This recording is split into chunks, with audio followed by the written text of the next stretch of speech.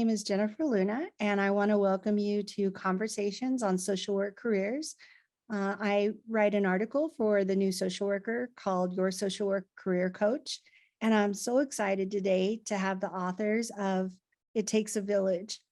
It Takes a Village is a new book that's coming out that offers joys of inspiration from Black social workers. And we were approached by Chaundra Scott, who I'm going to introduce shortly, about this book, and are so excited that it's coming out during Black History Month and Social Work Month, in which the theme is breaking barriers, which couldn't be a more fitting theme for the launch of this book. So Chaundra, I want to kick it off to you. Thank you so much for being here and bringing all your collaborators together this evening. You're welcome. Thank you for having me and us. So what I'd like to start off with is just a little bit about you all, and have you introduce yourselves and tell us, you're all working social workers. Tell us what you do and maybe a fun fact. All right. Well, I am Chaundra Scott, and I came up with this idea a few months ago about speaking about awareness of the social work profession, so people know that it's more than just CPS involvement and, removing children from homes, but that they know that there's earning potential within a career of social work, as well as realizing that there are some challenges and barriers, and just sharing stories for whether you're a new social worker or a seasoned social worker that you can carry with you throughout your career history. And Chaundra, this isn't your first book, right? No, it's not. No, I've published over 6 books so far. Oh my gosh, you're my hero. How about you, Sarita? Hi, I'm Sarita Ford, and I am a private practice owner and also a clinician within my private practice. I'm also a school social worker and a board-approved clinical supervisor. And because of these ladies, I also get the opportunity to now become an author. Oh, that's wonderful. Isn't that just the coolest thing to say? You should introduce yourselves like that forever. Brittany, I'm going to kick it off to you next. Hello, everyone. I'm a clinical social worker. I'm also a CEO of Love Light Shine LLC, where I offer wellness services and trainings. And my fun fact is I'm a laughter yoga instructor. I love it. I've never heard that title before. How about Serretta? Good evening, Serretta-Brooke Gordon, and I am a lover of my family. I love kids, but by day, I am the interim director of a master's program at Indiana University in New Albany, Indiana. I've been working in social work for a long time, but I have been very blessed to work with so many wonderful social workers and just being able to learn from other individuals in the community. But I love bringing people together, and so I guess it's a fun fact, but it's also what I do. I have started a health and wellness critique business, if you will, where I work with people in the community, trying to help to spread awareness around multiple myeloma cancer and just being able to work with individuals that are dealing with illness and whatnot and how families can cope. So that's what I do by evening after I get off from work, doing things at the university. Thank you. You're a busy lady. Yes. So we've got Serretta and Sarita. That's right. I apologize about that. You got it good. You pronounced it correctly. Nicole? Yes, I am Nicole Crawford Sumerall. I also own a private practice. I'm a clinician in that as well. And I have a nonprofit, Weathering Storms, where we help individuals meet their hierarchy of needs. My fun fact that's sometimes stressful, more stressful than fun, is that I'm a mom of twin girls. So that's been unique. That sounds like double fun. Yes. Too much fun.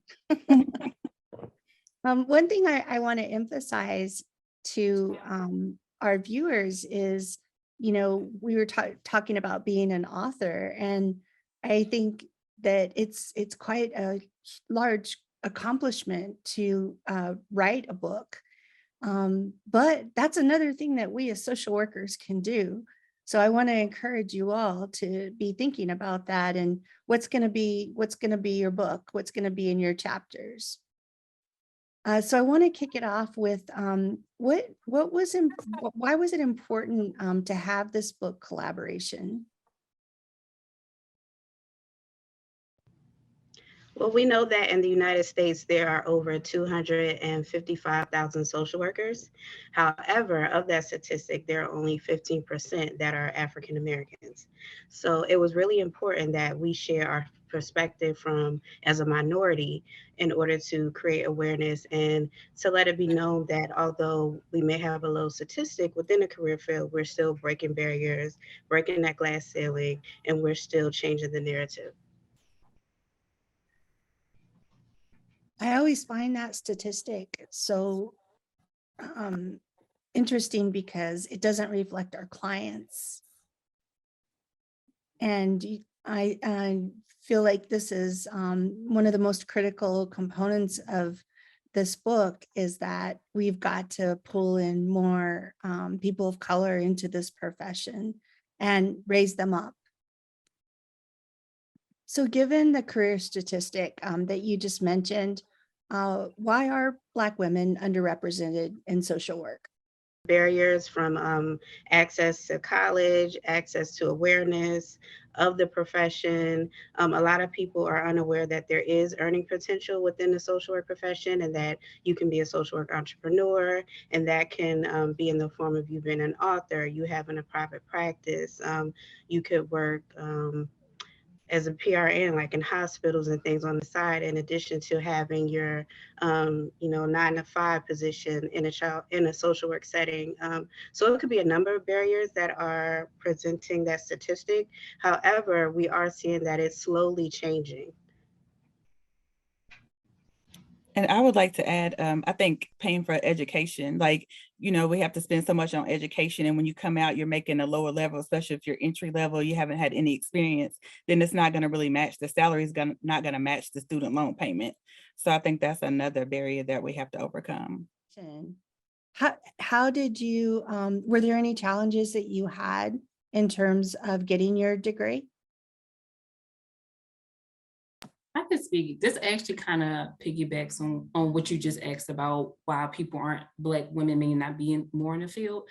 My undergrad is actually in psychology. I did not really learn much about social work until I started my first job at Baltimore City Department of Social Services. And a lot of the workers there were social workers.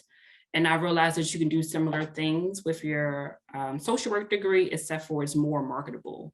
Once you get your clinical license. So if you want to be a private practice therapist, like Sarita mentioned earlier, you don't have to have your doctorate degree. So I felt like I could do similar things within the social work field. I mean, the psychology field similar, but within social work. And the licensing too is so critical for our field, which is another thing that you can't really get unless you get an advanced degree in psychology, and that's even more expensive. I think you have to have a doctorate of psychology to get that license. Right. If I could chime in, if it's Yeah. okay. I do think that even part of some of the pieces of our book in terms of like why we chose social work or why social work chose us is that we all have a story. And so part of that means that we got into this profession for various purposes because we knew that we had certain gifts that we could give back to the world.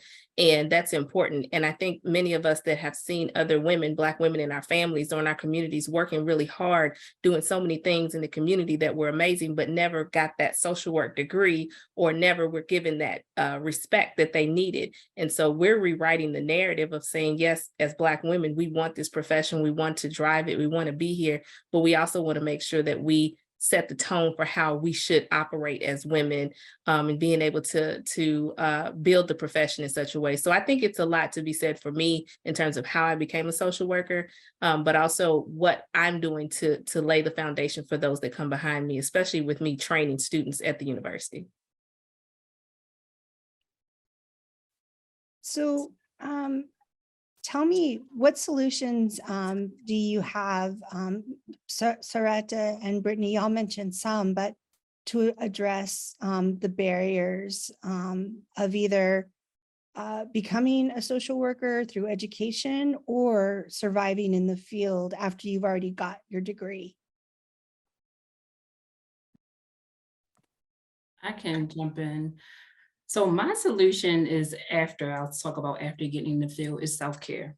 It is something I learned the hard way, because after being in the field for 8 years, I actually experienced burnout, and I resigned from my job for a year to focus on self-care.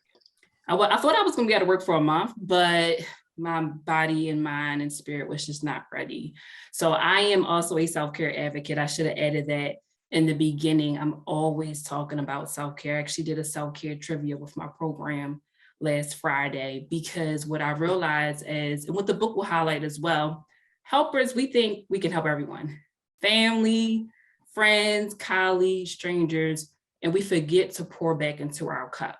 So in order to survive, not only in social work, but any field where you're helping a lot of people with complex trauma, different diagnoses, different backgrounds, ethnicity, you have to be intentional caring for yourself.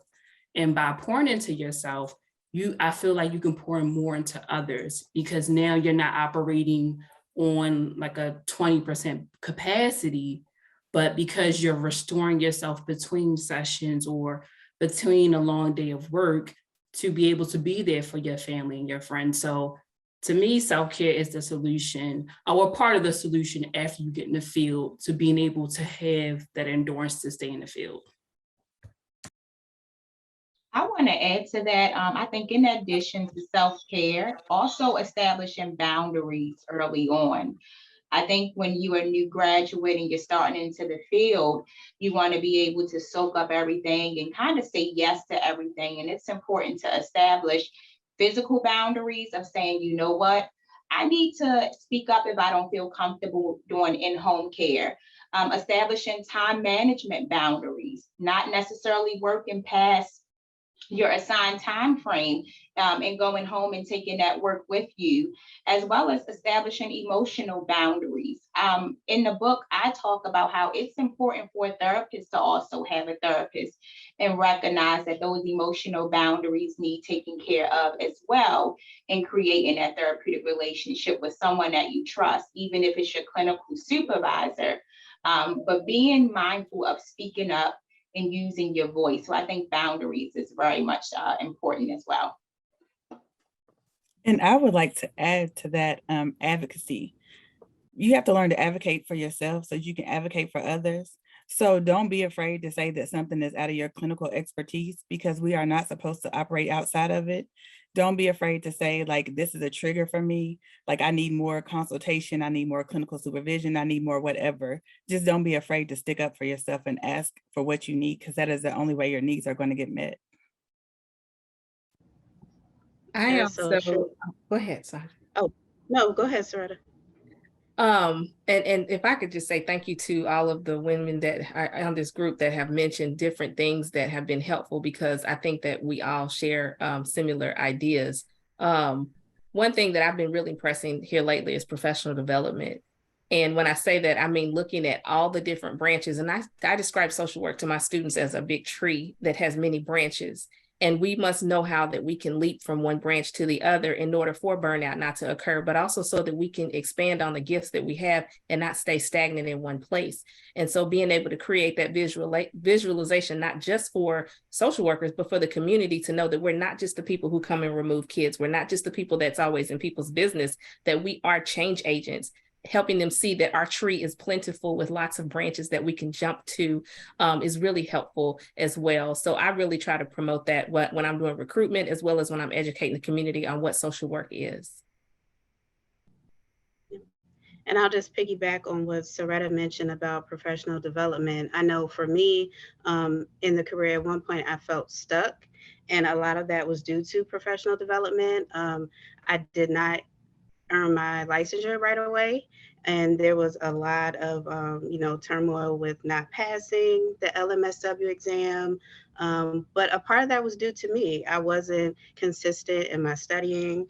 I also feel that my graduate program did not discuss licensure and its importance right away. So it was a lot of things I had to figure out on my own. So I would say to continue to break those barriers and change that narrative, it will involve having that constant professional development and having that patience. And that professional development can look like, going to additional trainings, reading scholarly articles, networking within your office, joining membership groups. Like there's Black Girls in Social Work, there's the Association of Black Social Workers, there's NASW, networking and getting to know more professionals in your field so that you can learn and grow.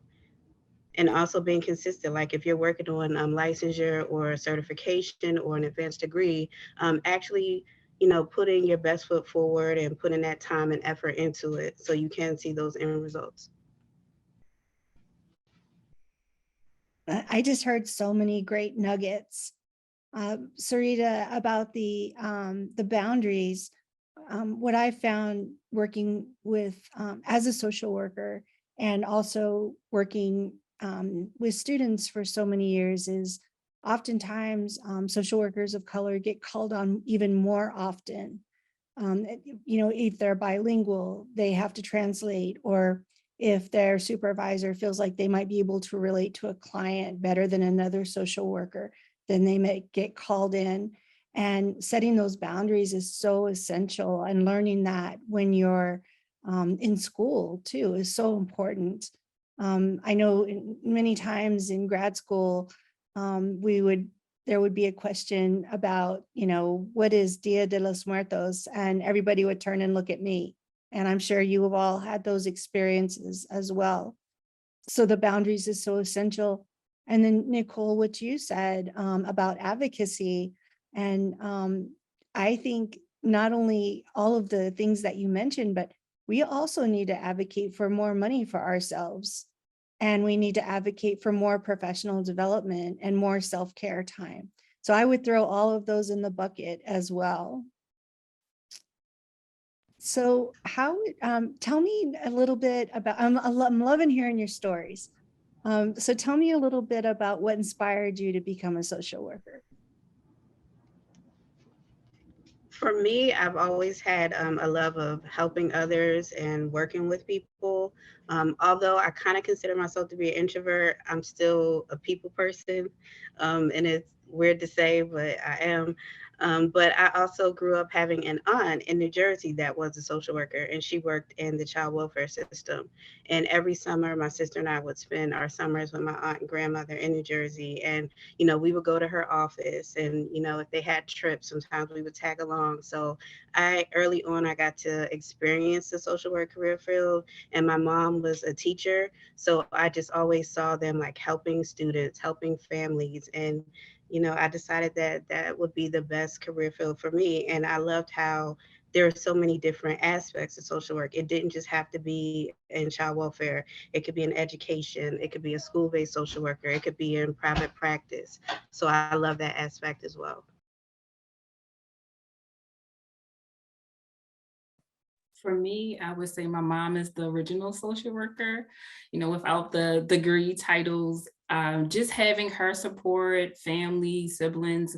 I just felt like if I could be that support system for one other person who didn't have it, especially like foster youth, that they will be able to succeed. I realized that they need more than my support to succeed, but I really just had a strong passion that I know that if people have a support system as a foundational base, that they can go further in life. So that was my desire, to be a support for someone else, especially if they lacked a support system and needed just additional help. And for me, I came from a village. like my family was very supportive of each other. And so it was kind of a natural thing. And so I was always the helper of my friends. I was the advice giver. I was the one with the sound mind and sound head. And, it was just a given. So this is just my field. Like, this is my passion. This is what I do. This is what I was born into. So it just works. I love it. Excellent.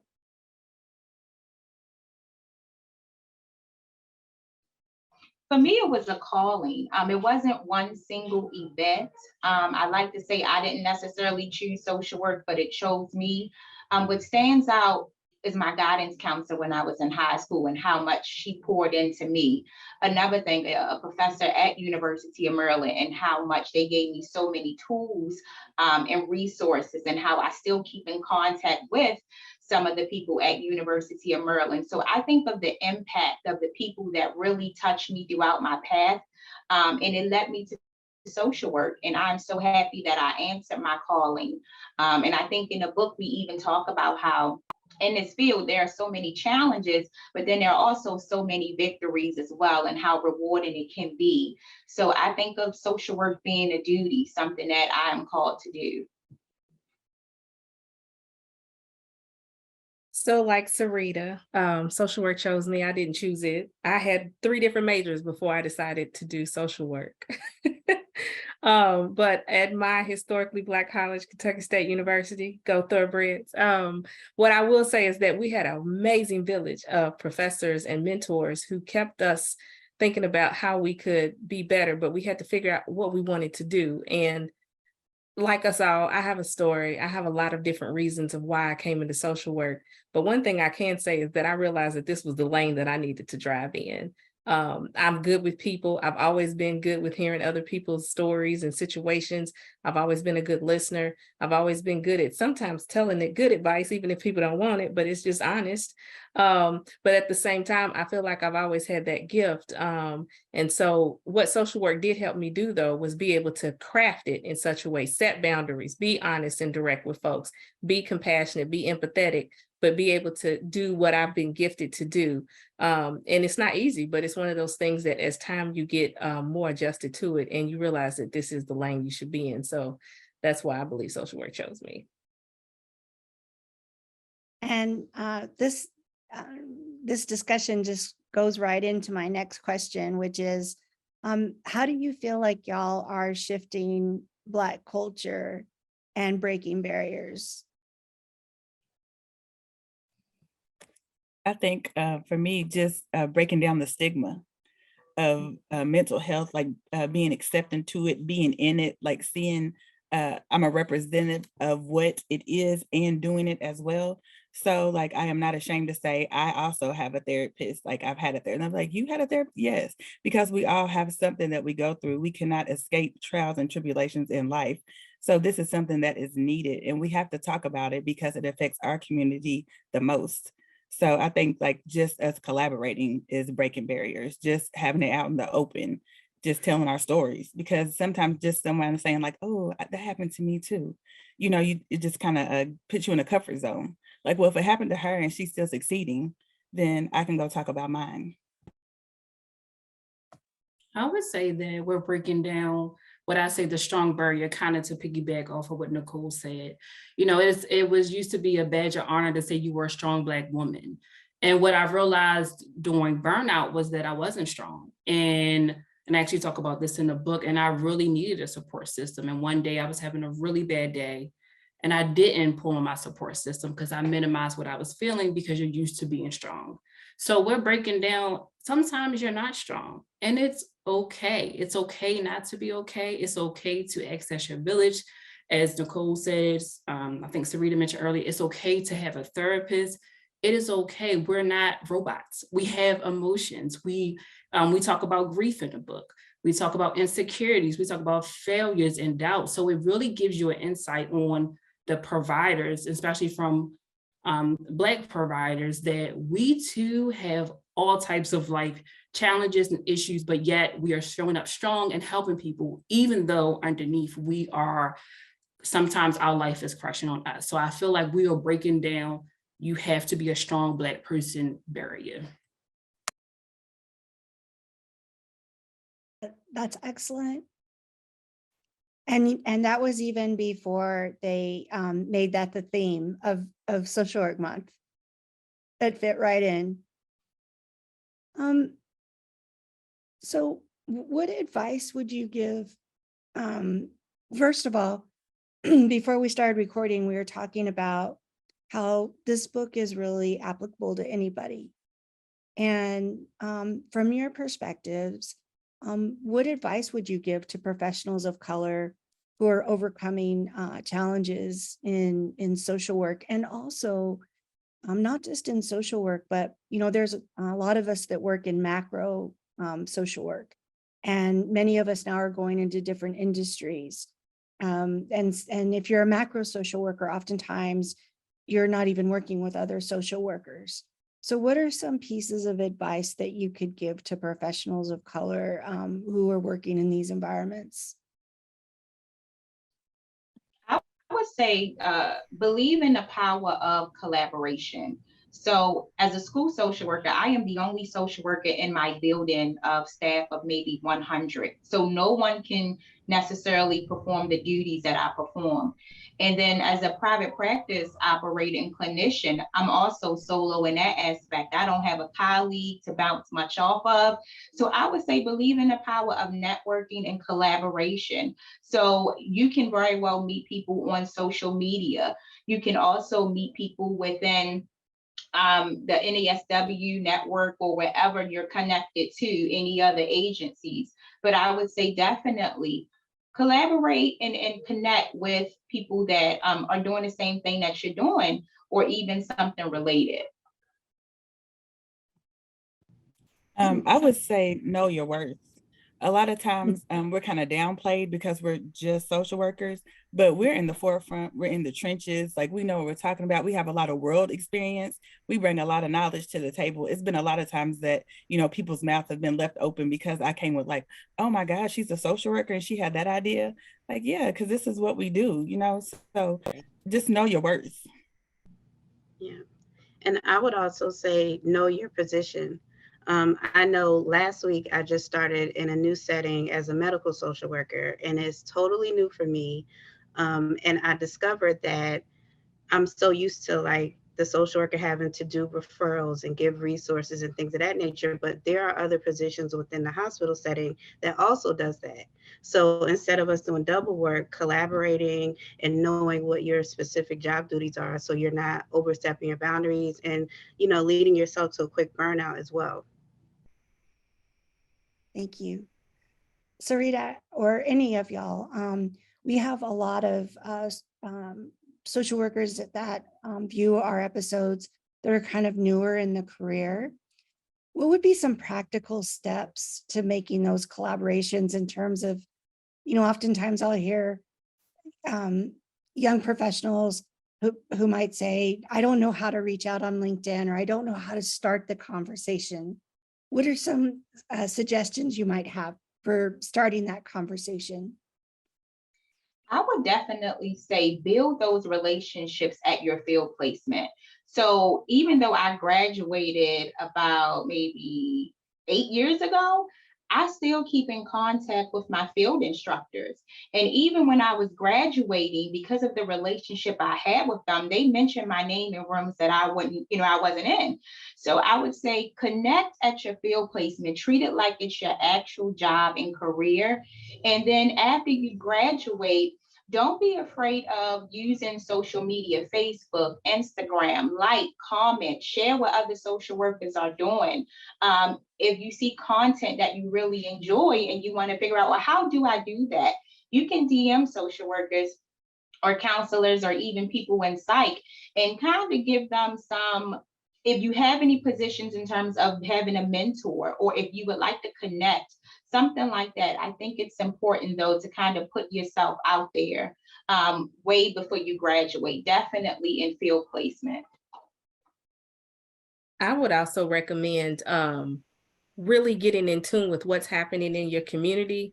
And Nicole sometimes is like, here, Seretta comes with another opportunity to go somewhere. But I'm always like, this event's going on, we should go. It's free, or it costs $10, or we got to pay for membership. But what I think is so important, and I also do field placements at Indiana University. So it's like, I have been working with the community for a long time, and I was a DCS worker in Kentucky. So for me, I have so many community contacts, but I think it's important to show up for their open houses when they have different things going on. Give them support, because what they're going to do when you have something, they're going to come back and support you. They're going to want to buy your book. They're going to want to help you with things. They're going to want to collaborate or do a presentation at a summit or a conference. I've had people ask me to do all kinds of stuff, and sometimes I have to say no because I'm overwhelmed, but I'm so honored that people are saying, like, we want to join with you, even though we have a different discipline. Maybe they're in psychology, or they're in criminology, or they're doing something different. But people ask us all the time for various things, but that's because we show up for them. And I think that's so important in terms of what Sarita was saying about keeping in connections, but also showing up for those events when you can is really important, because they see you and they see your support of what they're doing too. And I want to piggyback off Seretta. Another thing you can do, like, we always think about staying in our lane, but connecting with other people outside the field. Like, I just did a networking thing because mental health is everywhere. And so I went for, a lady was having an event about being a doula in the, birthing process. And so, but there she had insurance people, she had funeral homes, she had, just a different village of people, food instructors for nutritional, everything that went with birth. She had us there because in every avenue, there was something that a social worker could speak to each person. So I networked with probably like 8 different professions. So now I have built those bridges in the tree, as Seretta talked about earlier, like that's just more branches on that tree. So don't be afraid to go outside of social work to develop those relationships. I love that, Nicole. You visited another village. That's so cool. And that is so true, because we work with everybody. And there's not really any industry that we don't touch in some way or another. This is such great, excellent advice. So how do y'all manage your wellness while you're helping others? I'm actually in my meditation room right now. As I mentioned earlier, I experienced burnout. So I've realized self-care is not a trend, it's not a challenge, it's a lifestyle. So I begin every morning in my meditation room. I see the sunrise, the birds fly. I do some yoga, some stretching, I read a daily devotional. Sometimes I may journal. So this room is like my safe space, it's my healing space. So just being intentional for me, again, it's a lifestyle. It's not a challenge or a trend, because I realized there are consequences when you do not take care of yourself. For me, I value therapy. I'm in therapy as well, and I make sure I keep up with my appointments. And I also love to write. That's therapeutic for me. So from journaling to blogging.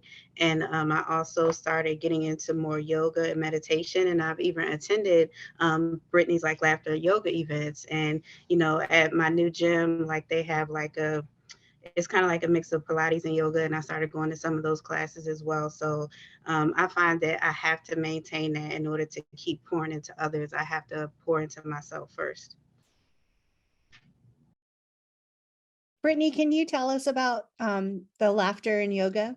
Yes. So laughter yoga, a lot of people think you're in yoga poses. You're not. So what laughter yoga is, it's voluntary laughter. So you have to make yourself laugh, but I will facilitate laughter exercises, which literally could be anything. So one of them is wave laughter. So I'm like, pretend like you're saying hi, but you laugh instead. And then we do a couple of laughter exercises, and then we do some deep breathing. So that's the yoga part. Then we dance, we're silly. And then at the end, it ends with a nice guided meditation. So it goes from a group practice of joy and fun to now you're kind of winding down. I'll do some prompts that I will guide people through. So one of them is like, think about something you need to release. So in this moment, as you're inhaling, think about it. And as you exhale, just feel it leaving your body. And it has been a great experience. I've had people actually cry at the end. Wow. And they cried because they didn't realize how much tension they had built up. And to be able to heal and express themselves through joy and reflection, was just a relieving experience for them. So I have received a lot of great feedback. Me personally, that was a part of my healing journey. One of the activities is a laughter meditation, where you do intervals of laughter and meditation. And I don't give prompts for this. So I'm just like, we're gonna laugh for 30 seconds for no reason. And then we're gonna do some deep breathing. And I actually cried. We were laying on our backs doing it, and I cried from laughter. Like, I was laughing so hard because I'm like, this is silly. Why are we laughing? And everyone's laughing. But it's one of the most, and Chaundra can tell you too, joyous feelings. Like, after I do my sessions, I might be up until midnight, because it's an energetic, like all the energy that's exchanged and all the joy that's exchanged. I can't go to sleep. It's like I took, a shot of Red Bull, but it was just laughter. That sounds so powerful. Well, our time's almost up, but I wanted to finish with one question. I want to know what's next on your journey of social entrepreneurship. I guess I can take the lead on that. This is my last week in my role as a medical case manager. I am focusing on my business full time, which again is Love Light Shine LLC. So I'm so grateful for Chaundra, because now I can add author to my titles, but I will be hosting, I will be facilitating a conference, a CU training for the NSAW Maryland chapter conference in March. Also in May, we'll be doing a laughter yoga session with all social workers for the first time. So I'm super excited. And I'm also going to do a CU training on cultivating therapeutic presence. So for me, I've been in the field for about 13 years now. And with all the skills and knowledge from each position, again, experiencing burnout, rebuilding from that, I'm taking all that together. And really, I'm just on a mission to really help people in the helping profession, whether social workers, doctors, nurses, people who are always helping people to make sure that they are intentionally caring for themselves. So that's where I'm at on my journey. And I'm excited to be able to devote the majority of my time to doing that. And just for our viewers, we will have these in our show notes, the LLC and some of the things that you've mentioned. Chaundra, what's next for you? Well, I'm working on some special events. I am hosting a social work brunch in March, and the theme is reclaiming your vision. So all social workers will get together and be empowered to do like digital vision board planning, goal setting, and our co-authors will also be present to do a guest panel where we'll ask questions and talk about how professional development and collaboration goes hand in hand with vision planning. And I'm also working on a conference for social workers who are entrepreneurs to give resources and different tips and guides to help throughout their journey. And I also started a social work magazine called The Wellness Collective. So now we just published the second edition. So I'm working on the different monthly editions for that and highlighting the great work that social workers and helping professionals and mental health professionals are doing throughout the world. Excellent. And of course, I'm always writing, so there will be more books from me coming soon. I will go. So, gosh, you all have lots of good stuff going on. I'm gleaning right now. I'm really like, wow, I didn't know all of that. The university does keep me busy, and my position right now is kind of based on building a new master's program here in New Albany. And so there's a lot that I'm doing. But outside of that, part of my new journey is letting things organically happen. That's a part of my self-care. I have always been a planner. I've always had stuff strategically planned out to a T, and I'm learning how to just let stuff flow sometimes, and it feels so good. And part of that is my journey of losing my mother to multiple myeloma cancer 4 years ago. And part of that is being able to really heal from that, but also being able to let people see my light shine through gifts I have. And they ask me to do things. And so I'm jumping into stuff because people are coming to me saying, we want to work with you and we really value what you've been doing, but also just enjoying life. So like, I love traveling. So part of this year will be a lot of traveling. And I'm co-authoring with another author on a grief and loss book. Can't really talk about it yet, but nonetheless excited about it. And so because of that, I think that for me, the sky's the limit. Like, I don't know what's going to happen. What I do know is that I'm just jumping on board every time I see something that really draws to me. I'm saying, let's do it if I know that I can make that happen. And I'm just grateful that I have a family and support systems around me to be able to support whatever challenge or traveling that I'm doing. Because I think everybody around me is like, we just gonna let her do her, because we've been used to her planning everything. And now she's like, I'm free. And so just enjoy life, Yeah. Excellent. How about Nicole? My private practice is thriving. So I've added case managers and community support associates. So our team has grown, and also launched the nonprofit Weathering Storms. So I'm doing mental health workshops in 2 cities a month. And also the educational piece is coming. So we're offering tutoring, ACT prep, GED, all that. And then I have a communal closet. So collecting donations, giving out needs here, there, and everywhere. So I'm just being an all-around social worker. Y'all have the best names for your businesses. They're so engaging. I'm gonna look them all up after we finish. Sarita, what do you have going on next? So a little bit of everything. So similar to what Seretta said, I'm a first-time mom and a new mom.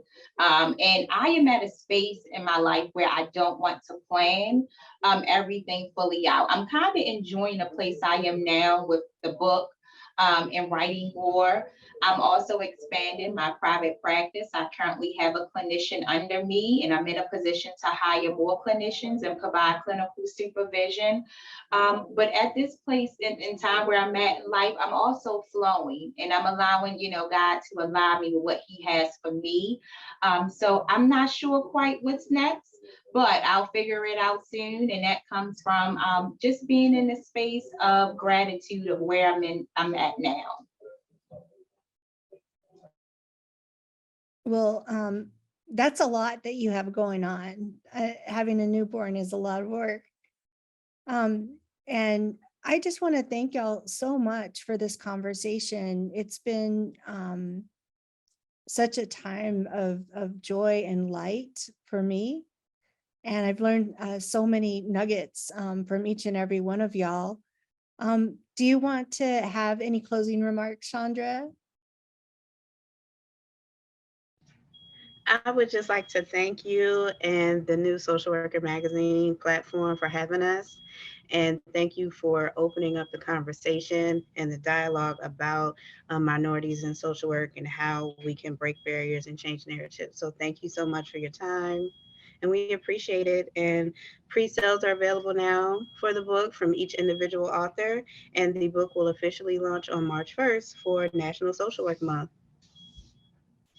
And if I could add one thing, I don't think we mentioned our Black History Trivia that will be happening on February 21st. So that's kind of like our pre-launch. So we'll have trivia and do some book readings or 7 p.m. on February 21st. So I just want to make sure I plug that. Yes. Is that on Zoom? Yes, it's on Zoom and it's free admission. Oh, wonderful. And in the book, we also highlight 7 historical pioneers in social work as well. Wonderful. Well, thank you all so much. And I wish you the best of luck. I know I'll be reading the book and promoting the book. And I just want to thank you so much for your time and your expertise this evening. Thank you. Thank you. Thank you. Thank you. Thank you so much.